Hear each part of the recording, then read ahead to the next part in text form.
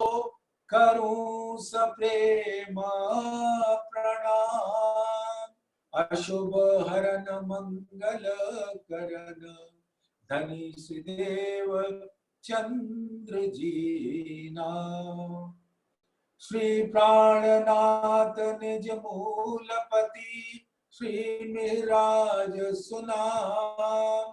तेज कुंवरी श्यामा युगल को पल पल करूं प्रणाम। पिया जी को पल पल करूं प्रणाम।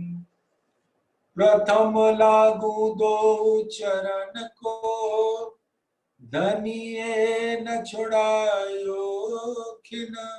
लाख तली लालेड़िया मेरे जीव के यही जीवन। इन पांव तले पड़ी रहूं धनी नजर खोलो बातू। पलना मालूम निरखु नेत्रे मेरे जीव के यही जीवन। मेरे जीव के यही जीवन। प्रणाम सुंदर साथी जी।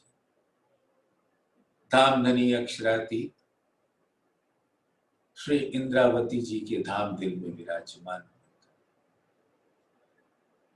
अपने दिल के अंदर विराजमान अनंत सागरों का रस अपने इल्म के सागर में पहुंचाते हैं। और वो इल्म का सागर धाम धनी के हुक्म से प्रकट होता है। अनंत रंगों से भरा हुआ फल, उसके रंग को देखकर एक सुकून मिलता है। यानी कि जब हम इल्म को जागृत बुद्धि से ग्रहण करते हैं तो दिल को एक सुकून मिलता है। लेकिन जब उस इल्म को हम पीते हैं तो आनंद मिलता है। सुंदर साथ विचारिए कि आप एक बहुत ही विशाल ओशन के सामने खड़े हैं, महासागर, जैसे प्रशांत महासागर। उसकी लंबाई चौड़ाई गहराई का कोई हिसाब नहीं और उसका रंग अति नीला है। और जब मंद मंद पवन उसकी सतह को छूकर हमारे तक पहुंचता है, मैं उसके किनारे पे खड़ी हूं या बैठी हुई हूं और निहार रही हूं उस महासागर के रंग को। और जो पवन उसको छूकर हमको स्पर्श का सुख देता है वो बड़ा सुखमय होता है। और उसकी सुगंध भी बहुत निराली होती है। तो बाहरी स्वरूप को, जाहिरी स्वरूप को ग्रहण करने से एक सुकून मिलता है, हम उसे सुख कह सकते हैं। लेकिन उसका स्वाद तभी मिलेगा जब हम उस महासागर के अंदर प्रवेश कर जाएंगे। तो दूर खड़े होके देखने का भी एक सुख है, लेकिन आनंद तभी मिलेगा जब हम उसके अंदर प्रवेश कर जाएंगे। अभी कल हम लोगों ने परम धाम की बड़ी वृत्त मूल मिलावे का वर्णन कदाचित 1.5 घंटे तक बड़े प्यार से सुना। उसका एक एक रंग देखा, एक एक आकार देखा, धामधनी के जुगल स्वरूप को देखा,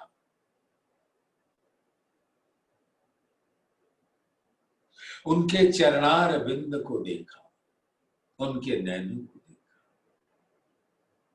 निहारा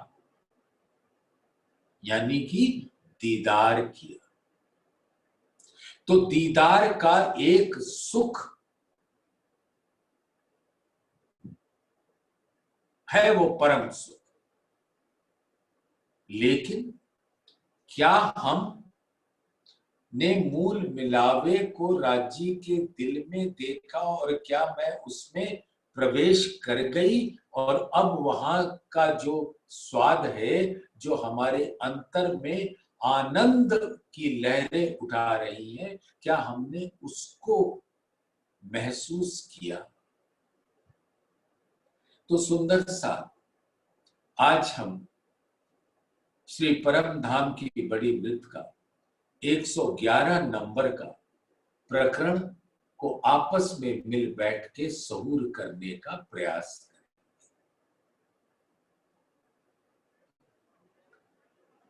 और संझा बेला में श्रृंगार। तो वो जो प्रकरण है,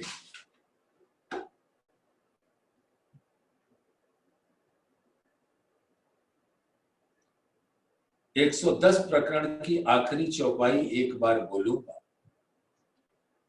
श्री महामत कहे ए मोमिनो, तुम हो हक की जात।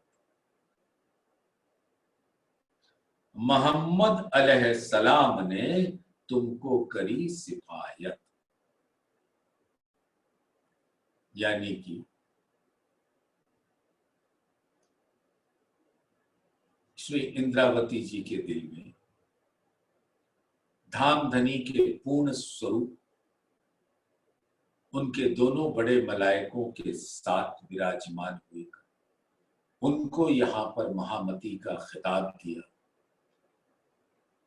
तो प्रत्यक्ष में इंद्रावती कह रही हैं, लेकिन कहने वाले राज्य। हमेशा ये विचार कीजिएगा कि राज्य के अलावा दूसरा कोई तो है। तन अलग अलग हो सकता है, हुक्म के रंग अलग अलग हो सकते हैं, लेकिन सबका मूल है राज्य का स्वरूप, उनका दिल। तो राज्य, अब मैं ये नहीं कहूंगा कि महामत कहे एमो, मैं ये कहूंगा कि राज्य अपने प्यारी अंगनाओं को सावधान कर रहे हैं, सावचेत कर रहे हैं। महामत कहे ए मोमिनो, तुम हो हक की जात। यानी कि तुम मेरे अंग हो, तुम्हारा अंग अंग स्वरूप मेरा तन है और तुम्हारे अंदर मेरा ही दिल है। इसलिए तुम कहलाती हो हक की जात। जात माने सब कुछ।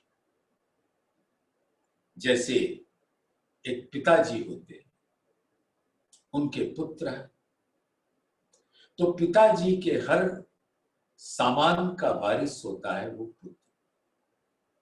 इसी प्रकार से राज्य के तन और दिल के वारिस होते हैं मोमिन, और इसलिए वो कहलाते हैं हक की जात, यानी हक का परिवार।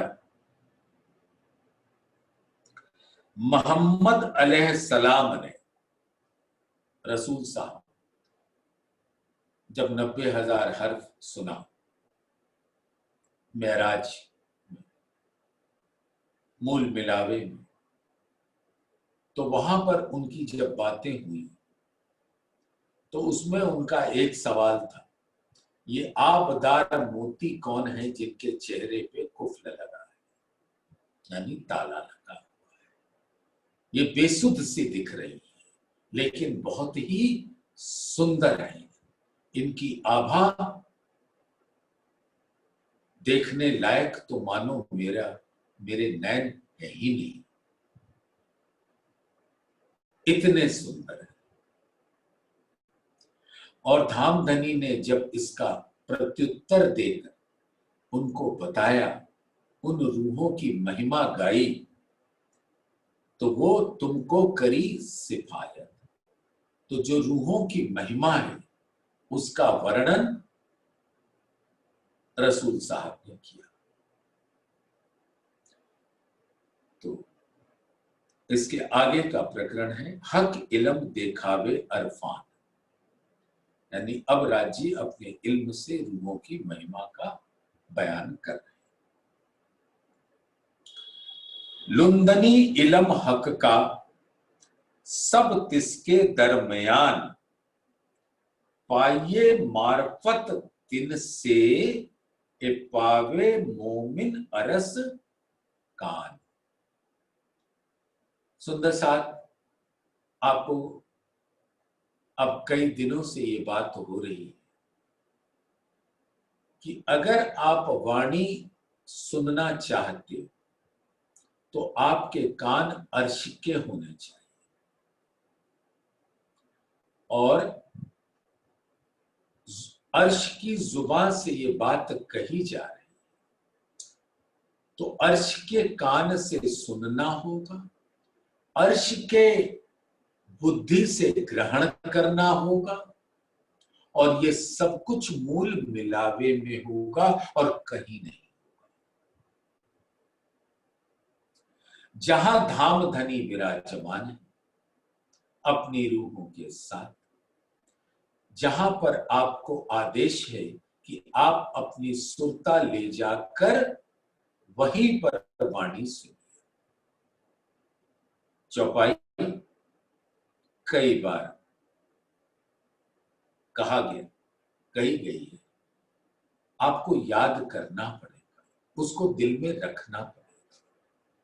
जो रूह कहावे अर्स की, सो सुनियो अर्स तन कान, यानी कि जो पर आत्म के कान है उसके प्रतिबिंबित स्वरूप आत्मा के भी वही कान होने चाहिए। सो सुनियो अर्स तन कान, अर्स अकलें विचारियो, यानी जागृत बुद्धि से विचार। मैं कहती हूं अर्स जुबान, महामती जी के द्वारा कहला रहे हैं तो वो आत्मा का स्वरूप हो जाते हैं, तो वो कहते हैं कि मैं कहती हूं, लेकिन कहने वाले हैं राज्य। मैं कहती हूं अर्स जुबान, मैं यहां के जुबान से नहीं कह रही, यानी कि राज्य के रसना से कह रही। तो कह रहे हैं ये पावे मोमिन अरस कान,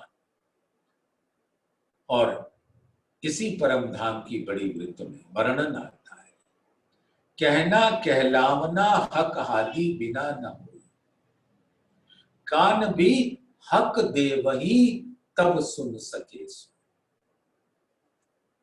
सुंदर सा राज्य ने यह आपको बख्शीश अता की, आपको वो कान दिया है जिससे आप राज्य की वाणी को ग्रहण कर सके। सुंदर साथ, अभी जो आप वाणी सुन रहे, अगर यहां कोई घोड़ा बैठा हो तो क्या वो अपने कान से इस वाणी को सुनकर ग्रहण कर सकेगा? नहीं।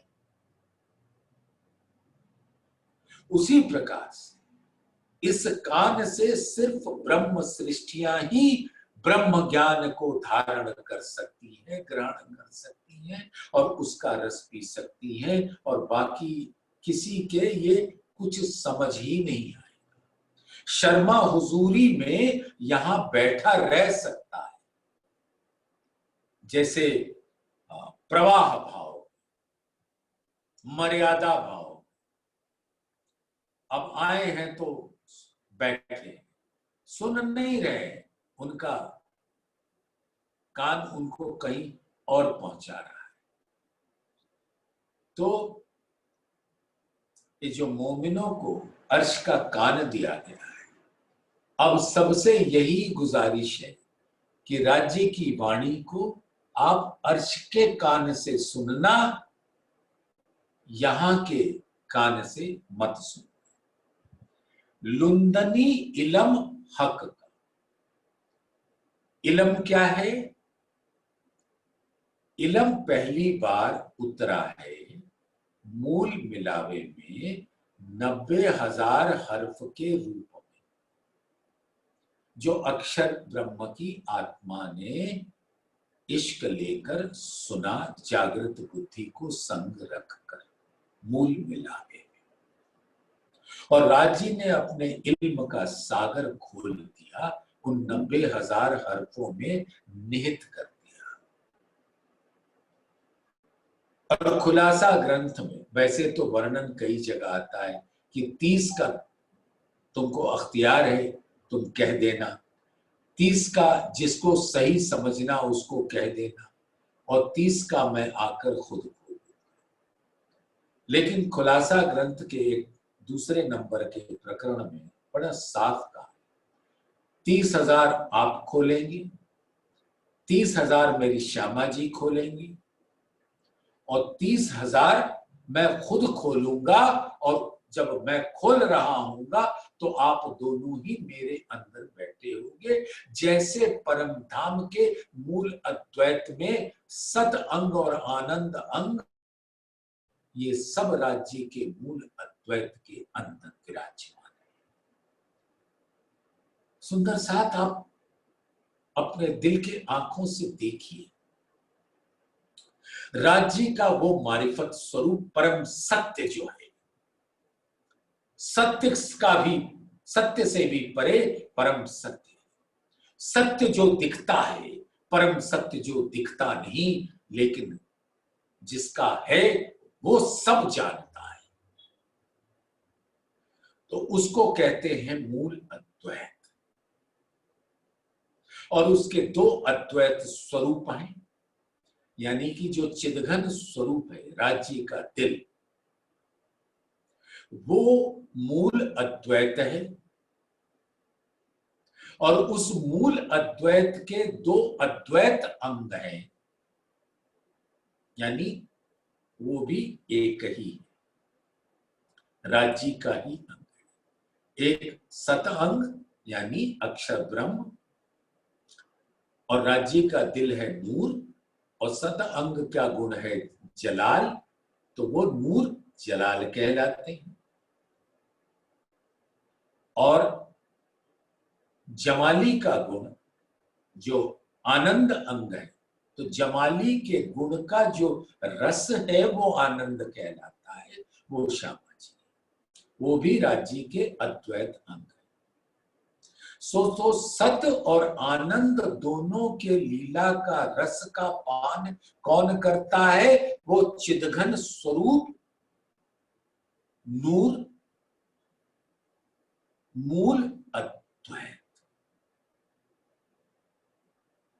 तो मूल अद्वैत अपने आप को दिखाता है अपने आनंद अंग के द्वारा और सत अंग के द्वारा। तो सत अंग की वहदत होती है उनकी लीला में, योग माया के ब्रह्मांड में, और आनंद अंग की वहदत होती है परम धाम। और आनंद अंग और चिदघन स्वरूप, ये दोनों बिल्कुल अरस परस हैं, एक स्वरूप, दो आवत एक नजर। शोभा श्री श्यामा जी की निपट अति सुंदर, अंतरपट खोल देखिए तब दो आवत एक नजर। तो सुंदर साथ इस बात को आप समझिए, मैं क्या बताने का प्रयास कर रहा हूं आपको क्या बताने की हिम्मत है मेरे के अंदर। एक है मूल अद्वैत, उसके दोनों अंग अद्वैत, और सत अंग की लीला, सत अंग का स्वलीला अद्वैत है, और आनंद अंग की लीला स्वलीला अद्वैत है। ये परम धाम की लीला है, वो योग माया और काल माया की लीला है। लेकिन मूल अद्वैत में ये सारी लीलाओं का जो हुक्म चलता है वो मूल अद्वैत से, जिसका डोर राजी के हाथ में है। और सुंदर साथ इन सब बातों का भाव ये है कि अब हमको उस मूल अद्वैत के अंदर डुबकी लगानी है। हम आनंद अंग अद्वैत के अंदर हैं, उस आनंद अंग के साथ हम मूल अद्वैत के रस में डूब जाएं। तो ये है, तो जो इल्म 90,000 हर्फ सुने, वो 90,000 हर्फों के अंदर राजी ने अपने दिल का अनंत रंगों से भरा हुआ इल्म प्रदान किया, जो इस ब्रह्मांड में आया। और सब लेने वाले अपने अपने हिसाब से ले लेते।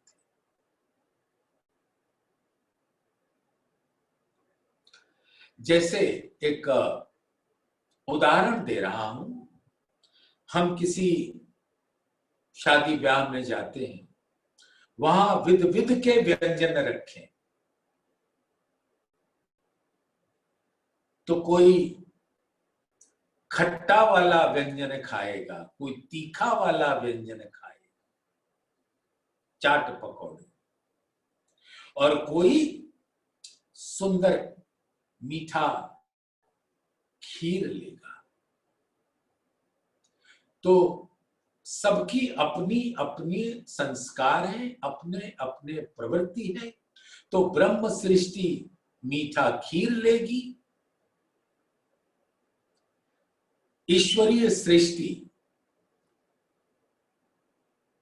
कदाचित वो खट्टे का रस ले लेगी, और जीव सृष्टि तीखे का रस लेगी। तो इल्म वही है, लेने वाले का संस्कार अलग। तो ब्रह्म सृष्टियां तो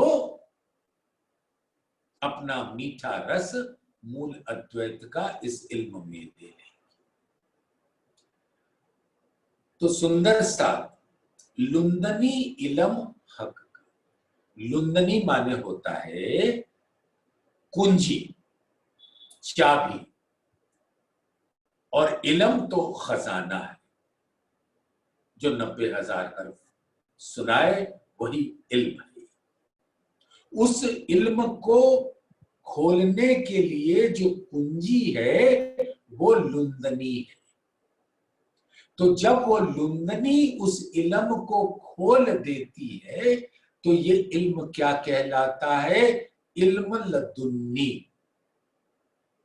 और वो है श्री कुलजम स्वरूप। और इसके अंदर जितना राजी ने ज्ञान उचित समझा दिया और इससे अपने मूल अद्वैत की पहचान करा दी, अद्वैत स्वरूप की पहचान करा दी, दोनों अद्वैत स्वरूप के स्वलीला अद्वैत की पहचान करा दी। तो पाइए मार्फत तिन से, मार्फत यानी मूल अद्वैत, परम सत्य। तो अद्वैत सत्य है और उसका जो मूल है वो परम सत्य है, वही मार्फत है। तो लुंदनी इल्म हक का सब तिसके दरमियान, बिना इल्म के तो हम अंधे हैं, और इल्म पाया तो हमें वो हकीकत भी पता लगेगी और मार्फत भी पता लगेगा। हकीकत यानी अद्वैत और मार्फत यानी वो मूल अद्वैत, और लीला रूप में हमने परम धाम की अद्वैत की लीला, आनंद की लीला, और जो ब्रज में किया और जो रास में किया वो दोनों ही अखंड है, अक्षर ब्रह्म के चित्त में। और उस अद्वैत की लीला जो अद्वैत भूम, जहां अक्षर की वाहिदत है, उसका रसपान भी इसी इलम लदुल्ली से किया। धामधनी ने जब श्यामा जी के अंदर आवेश स्वरूप के साथ उसमें बैठे, तब ब्रज और रास की लीला का सुंदर वर्णन,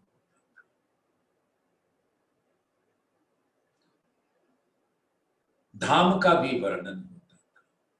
इसके मतलब क्या हुआ? अक्षर की वाहिदत स्वलीला अद्वैत का वर्णन होता था, और परम धाम के आनंद अंग अद्वैत के स्वलीला अद्वैत का वर्णन होता था। लेकिन मूल अद्वैत में पहुंचने की राह धामधनी ने दूसरे हिजाब में, जब श्यामा जी आई, दूसरे तन से उसका वर्णन किया। तो इस चौपाई को जरा अब चारों चरण को ध्यान से सुनना। सुंदर सा लुंदनी इलम हक का जो इलम है उसको चाबी से खोल दिया, तो ये महामती के द्वारा प्रकट किया राज्य के दिल के अंदर का इल्म।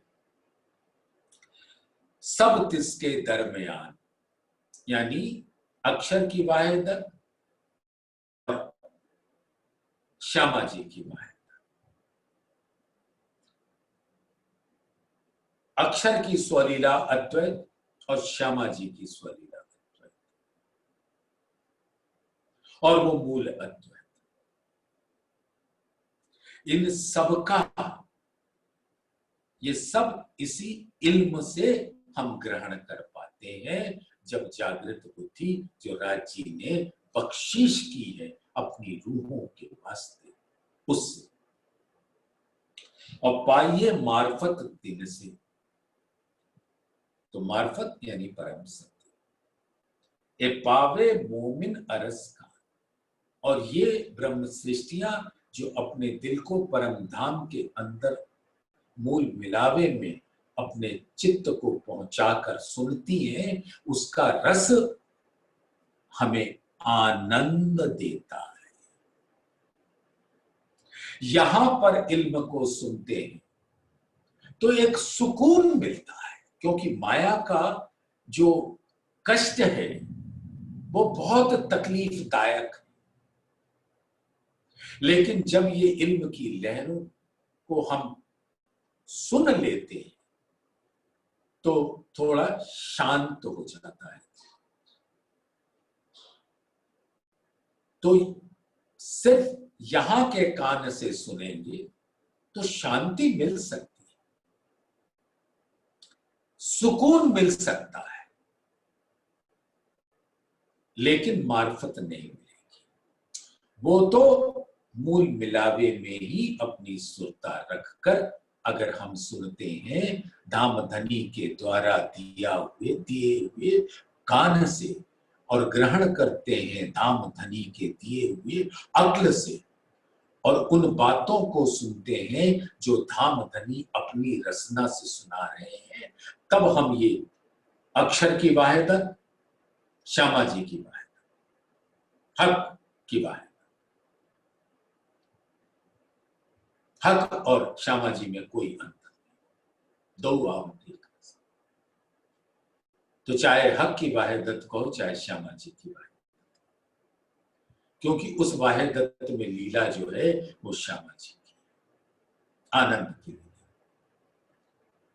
तो दोनों स्वलीला अद्वैत का को ग्रहण करो, दोनों को करने वाले अद्वैत स्वरूप को ग्रहण करो, और उन सबके संचालक जो परम सत्य, ये अद्वैत सत्य है, स्वलीला अद्वैत सत्य है, लेकिन इसका परम सत्य है राज्य का दिल, वो मूल अद्वैत है। तो अब आप राज्य के दिए हुए श्रवण अंग से, उनके दिए हुए जागृत बुद्धि से और उनके रसना से उतरे हुए इल्म को सुनेंगे तो मार्फत की राह आपको मिलेगी। एह लुंदनी इलम रू अल्लाह ल्याए चौथे आसमान, ए मता मोमिनों का ए इनकी है आसान। सुंदर साथ समझ लिया?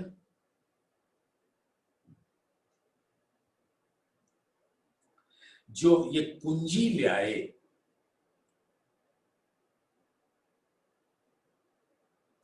फरमान ले आए मोहम्मद रसूल साहब, बसरी सुन अक्षर किया, फरमान ले आए मोहम्मद किन खोली ना इसारत, तब रूहें आई ना थी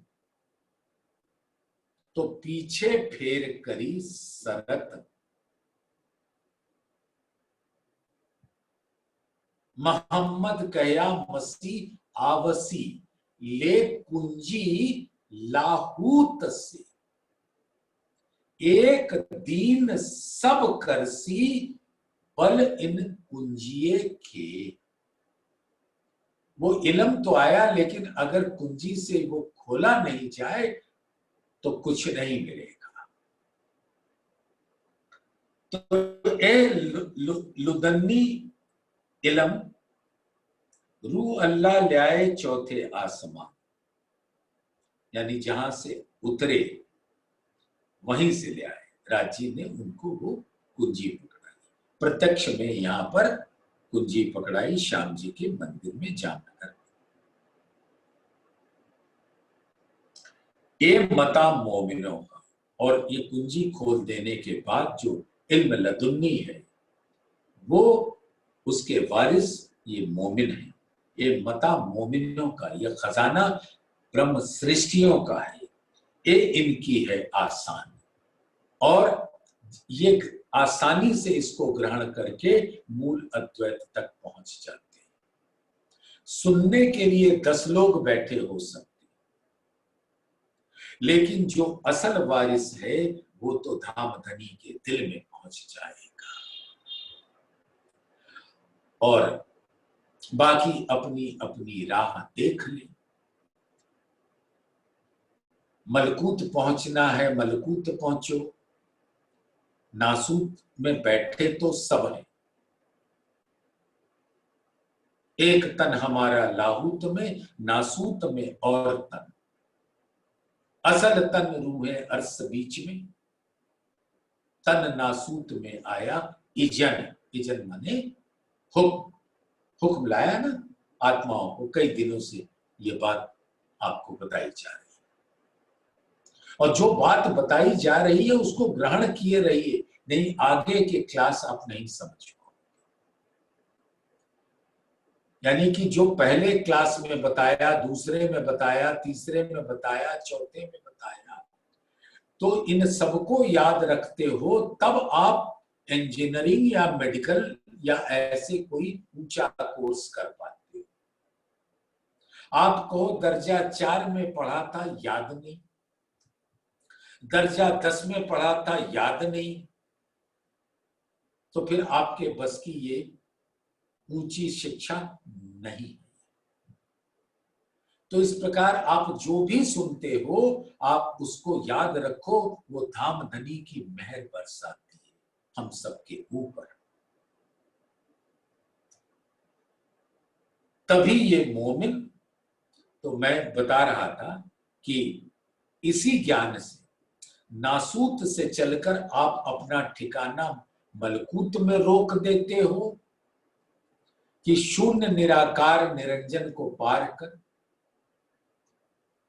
जबरूत में रोक देते हो, या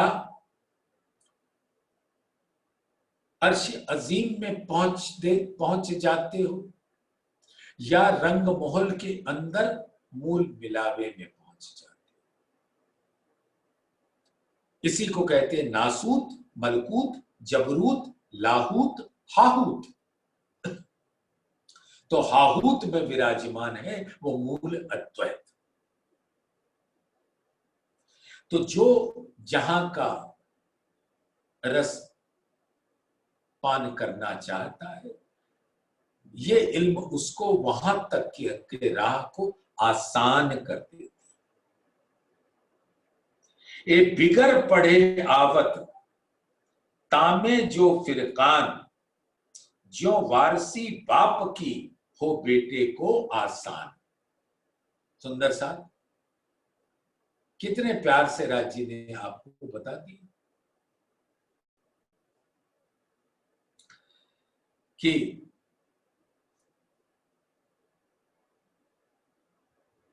वेद कते में राज जी ने अपने हुक्म से बहुत सारी बातें बता दी।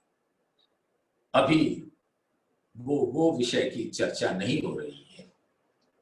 बस इतना है कि जितने भी धर्म ज्ञान के शास्त्र, धर्म ग्रंथ है, धर्म है, वो सबका को आपने यहां उन किताबों को पढ़ा हो या ना पढ़ा हो, अगर आप ब्रह्म सृष्टि हो तो वो आपको इतनी आसानी से मिल जाएगा जैसे एक बाप के बेटे को जो वारिस है उसको कोई मेहनत नहीं करनी पड़ती। बाप का जो खजाना है वो बेटे को स्वतः ही मिल जाती है। बेटा मतलब गलत मत लीजिएगा, बेटा माने उनका अंग, चाहे वो बेटा हो चाहे बेटी। तो यहां बेटा बेटी का मतलब नहीं होता, उसका परिवार। ज्यों गंज खजाना इलाही, चर्चा हो तो ऊपर मोमिन, सब वारसी पहुंचे इनको, इनके असल अरस में तन। कितनी सुंदर बात राजी ने बताई।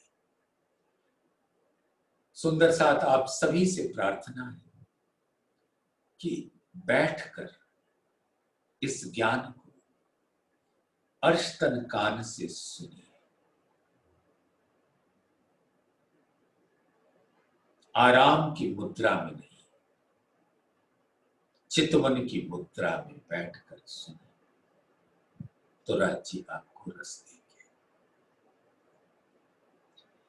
जो गंज खजाना इलाही, यानी कि जो राज्य के दिल से उतरा हुआ इल्म है। चर्चा होत ऊपर मोमिन, और ये चर्चा किसके लिए है? खासल खास ब्रह्म सृष्टियों के लिए। सब वारसी पहुंचे इनको, और सुंदर साथ ये बड़ी एक मीठी सी बात है, कैसे बताऊं। 3 लोग हैं, तीनों के परिवार हैं।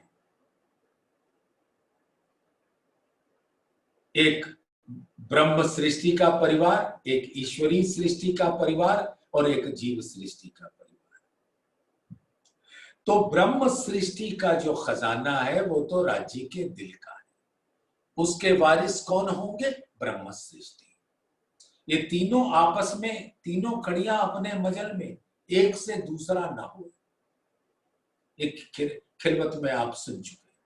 उसी प्रकार से ईश्वरीय सृष्टियां हैं तो वो अक्षर के दिल का रस पा सकते। और जो जीव सृष्टि है वो मलकूत तक ठहर जाती है। तो जो गंज खजाना इलाही, जो गंज खजाना इलाही चर्चा होत ऊपर मोमिन, सब वारसी पहुंचे इनको इनके असल अरस में। और इनके जहां जहां भी वारिस होंगे वो सब वहां पहुंच जाएंगे स्वतः। यानी इस ब्रह्मांड में ब्रह्म सृष्टियां कहीं भी हो, राजी का हुक्म उनको खींच लाएगा, क्योंकि वही वारिस हैं राजी के दिल के। दिल मोमिन अरस कया, जित कदम धरे हक सुभान। ऐसी ब्रह्म सृष्टियों के दिल को ही राजी ने अपना अर्श बनाया है, क्योंकि राजी के चरण कमल वहीं पड़ते हैं। रूहें उतरी अपने तन से और कहिया उतरे अर्श से। तन दिल अर्श एक किए, हके कदम धरे दिल में। तो जहां राजी अपने चरण कमल रखते वो तो ब्रह्म सृष्टि का ही दिल होता है, और वहां हक हादी अर्श मोमिन विराजता है। और सब वारसी दिल को आखिर पहुंची निधान। और जितनी ब्रह्म सृष्टियां हैं जो राज्य के अखंड ज्ञान की, अखंड इश्क की वारसी, वारिस, अधिकारी है, वो वहां पहुंच ही जाएंगे, यानी कि प्राणनाथ के कदमों। जो करी सरत सायत की, आवने को कयामत, सो मोमिन को खड़े किए हक सुभान इत। सुंदर साथ जी। अब क्या बताया कि 6 दिन के लीला के बाद जब सभी ब्रह्मात्माएं उस हकीकत और मार्फत के भेद को समझ लेंगी और उस मूल अद्वैत के स्वरूप हकीकत और मार्फत के साथ पहचान जाएंगी, तो वही सायत होगा परम धाम में हर आत्माओं के उठ खड़े होने का। पौड़े भेले जागसी भेले, खेल देखिया सबो एक, बाता करसी जुदी जुदी विद विद के से। हर पर आत्म ने अपनी आत्म स्वरूप से हुक्म के द्वारा यहां पे तनों को धारण किया, और सबके अंदर एक जीव का अपना अलग अलग संस्कार, अलग अलग गुण, उसके दोनों के संयोग से बनता है उस दिल, उस तन का एक स्वभाव। मधुर स्वभाव भी हो सकता है, उग्र स्वभाव भी हो सकता है, शांत स्वभाव भी हो सकता है। वो जीव का पूर्व जन्म का संस्कार और इस जन्म का अर्जित संस्कार और उसके अंदर का गुण, किसकी प्रबलता है, प्रधानता है, सतोगुण या रजोगुण या तमोगुण। तो इस समय बात ये नहीं करी जा रही है कि सतोगुण, रजोगुण, तमोगुण की व्याख्या की जाए। आप सब सुंदर साथ इस बात को समझते हैं। तो संस्कार और वो गुण मिलकर उस तन का एक स्वभाव बना देते हैं। तो उस प्रकार से परम धाम में जब सभी आत्माएं उठ खड़ी हो, तो जैसा जैसा अनुभव आत्माओं ने यहां ग्रहण किया उसकी बातें करेंगे जब 7वें दिन उठ खड़े होंगे अरस में धामधनी के चरणों में परमात्मा।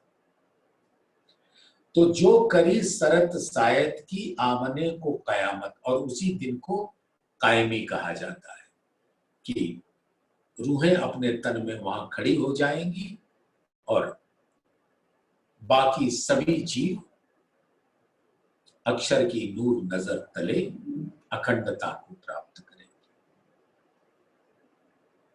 सो मोमिन को खड़े किए हक सुभान इत। यहां पर इत जो है वो परम धाम का मूल मिलावा। तो यहां आत्मा को जागृत करके वो अपने मूल तनों में खड़ी होंगी, लेकिन एक साथ। ये कई बार बताया जा चुका है। कायम करी सायत को जो है हक हजूर नूर, यानी कि जो राज्य का सत अंग है नूर, उस वहीं पर इस ब्रह्मांड को अखंड करें। जैसे ब्रज भी वहां अखंड हुआ, रास भी वहां अखंड हुआ, वैसे ही ये ब्रह्मांड भी वहां अखंड होगा। सो देखाया कसरत में या कि क्यों कर कहूं जरूर। और ये सारा इल्म कहां दिया? इस उद्यम के ब्रह्मांड। सुंदर सार, आप कितने भी भूखे हो, लेकिन जब तक आप अपने हाथ को उठा के भोज्य पदार्थ को उठा के अपने मुख में रखकर दांतों के अंदर पीस कर खाओगे नहीं, तब तक वो आपके अंदर प्रवेश नहीं करेगी, न ऊर्जा देगी न स्वाद देगी। तो ये ब्रह्मांड करनी का है, कार्य करना पड़ता है, उद्यम करना पड़ता है किसी भी रस को पाने के लिए। परम धाम में ऐसा नहीं, बिल्कुल ऐसा नहीं। परम धाम में तो रूहें बस ख्वाहिश लेती हैं और वो चीज उनके सामने होता है। और सबसे बढ़िया तो वहां ये बात है, सुंदर साथ आप सबने अब तक सुन रखा होगा, देखो भूलना मत।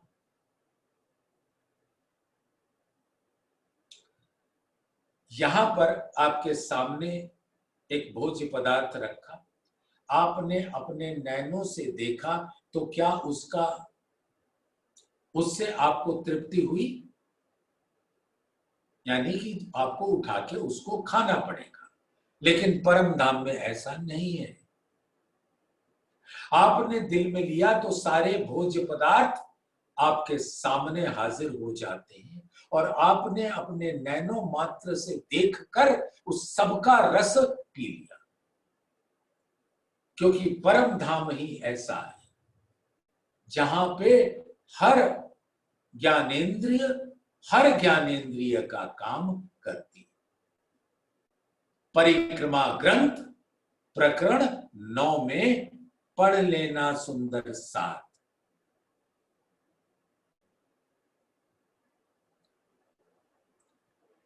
सो दिखाया कसरत में, यहां आके इल्म को ग्रहण करने के लिए हमें कसरत करनी पड़ती है। ये नहीं कि आप अपने घर में लेटे हैं, न किताब पढ़ा न सुना, कुछ भी नहीं, ऐसे ही पड़े हुए हैं और राज्य आपको सब रस दे देंगे। नहीं होगा ऐसा। आप कितना भी शोर मचाते रहो कि आप सुंदर साथ हैं, ये तो राज्य का काम है कि हमको आके रस पिलाएं, कुछ नहीं मिलेगा, खुद लेना पड़ेगा। वाणी का चिंतन मनन पठन पाठन गुणन करना पड़ेगा। सुंदर साथ के सत्संग में बैठना होगा। धाम धनी के प्रेममयी वचनों को अपने अंदर ग्रहण करना पड़ेगा। धाम में ध्यान लगाना पड़ेगा। चितवन से मूल मिलावे में अपने आप को, अपने मूल स्वरूप को, पर आत्म को देखना होगा जो इल्म से आपने ग्रहण किया। और इन सब के लिए आपको अपने इस तन को तपाना होगा।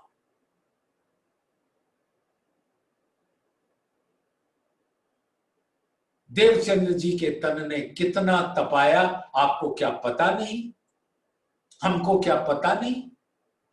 मेहराज ठाकुर के तन ने कितना तपाया। अरे हमारे सरकार सदगुरु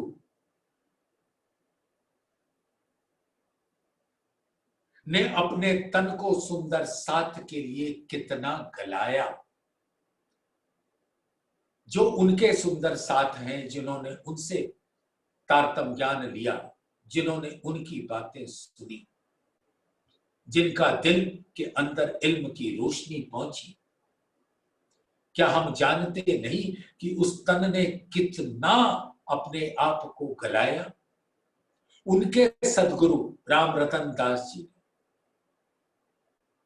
शेरपुर जाइए और पढ़िए, देखिए, महसूस करिए।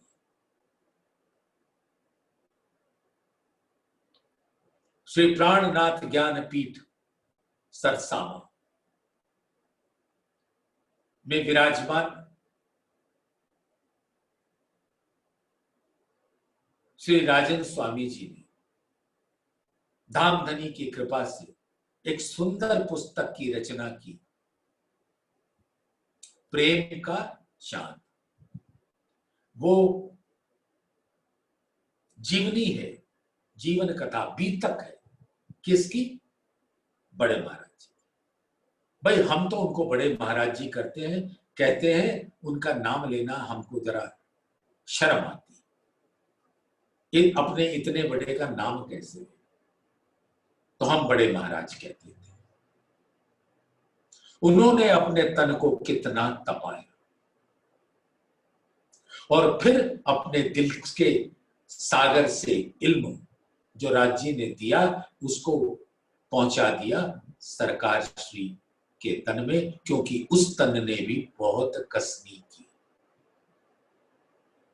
और वहां से जब हम सब सुंदर साथ उस रस को पा रहे हैं, तो हम अगर सोचें कि तन को पूर्ण आराम दो और रस मिल जाए, तो वो नहीं मिलेगा। तो सुंदर साथ ये कसरत, कसरत माने व्यायाम, यानी इस ब्रह्मांड, ये ब्रह्मांड ही कसरत का है। कसरत माने व्यायाम, यानी उद्यम। कुछ भी पाने के लिए बहुत कुछ करना पड़ता है और इस तन को गलाना पड़ता है।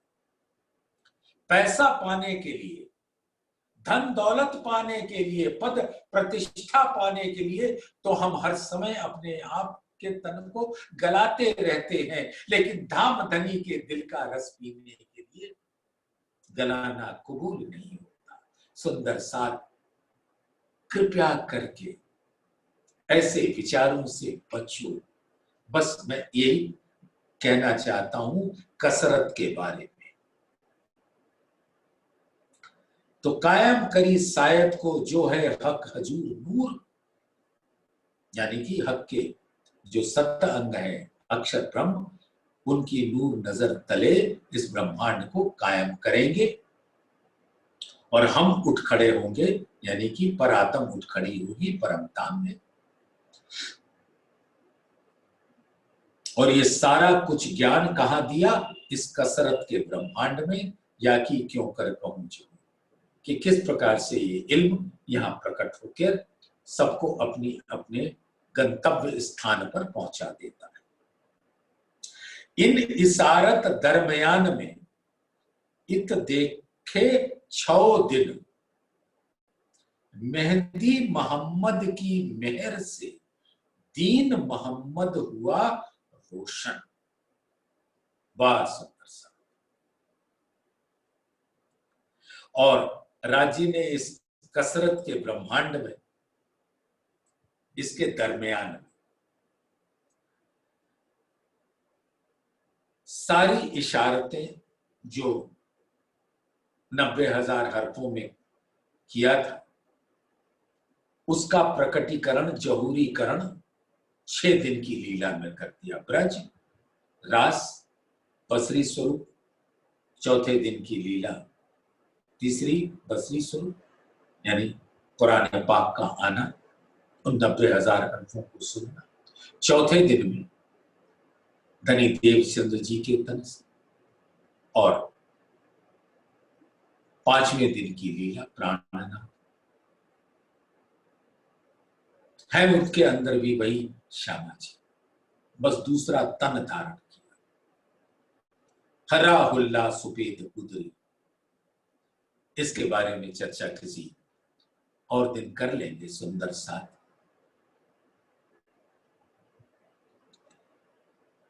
और छठा दिन मोमिनों की नमाज है, यही जुम्मे का दिन है जब धामधनी ने हर सुंदर साथ आदेश दिया कि मेरे आवेश स्वरूप के छतरी तले आ जाओ और वाणी के रस को प्राप्त करो।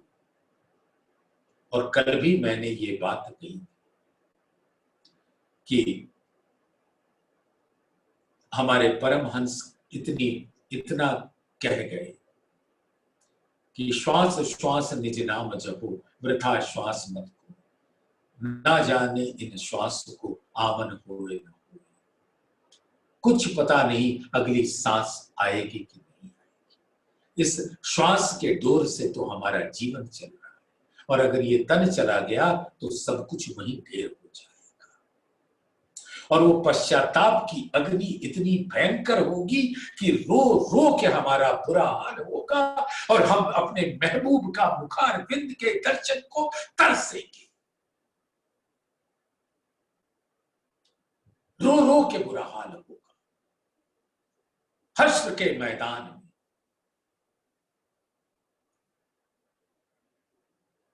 कि हाय हाय मौला, हमने आप इतने नायाब, आपकी नायाब वचन सुन के हमने ग्रहण नहीं किया।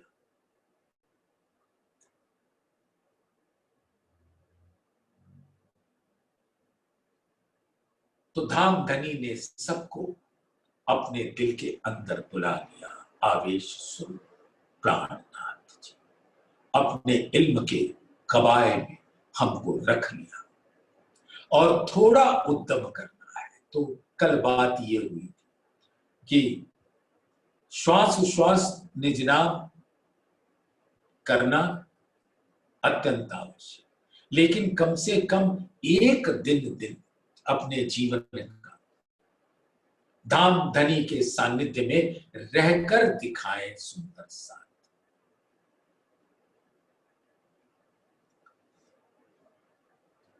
तो इन इशारत दरमियान में, इस जागने के ब्रह्मांड में 90,000 हर्फ के अंदर जितनी इशारतें हैं वो इस छठे दिन को सब प्रकट हो रही हैं। मेहदी मोहम्मद की मेहर से दीन मोहम्मद हुआ रोशन, यानी परम धाम की उम्मत ब्रह्म सृष्टियां अब रोशन हो रही हैं, जाहिर हो रही है। सुंदर साथ समय की सीमा विराम देते हैं। ये 111 नंबर प्रकरण श्री परम धाम की बड़ी वृत्त 8 चौपाइयां हुई, और कल यहीं से प्रारंभ करेंगे। आप सभी के चरणों में कोटान कोट प्रणाम और प्यार।